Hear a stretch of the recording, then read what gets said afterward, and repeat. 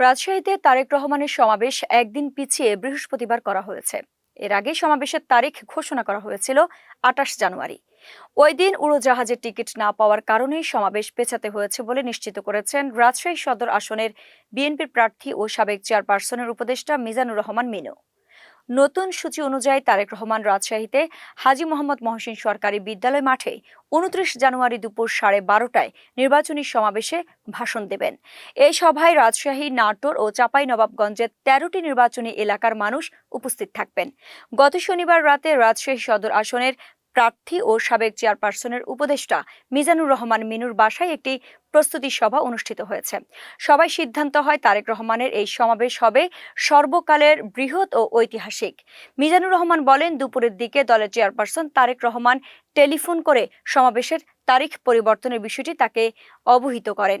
তিনি আরও বলেন, অন্য কোনো সমস্যা নয়, ২৮ জানুয়ারি বিমানের টিকিট না পাওয়ার কারণে সমাবেশের তারিখটি পেছানো হয়েছে।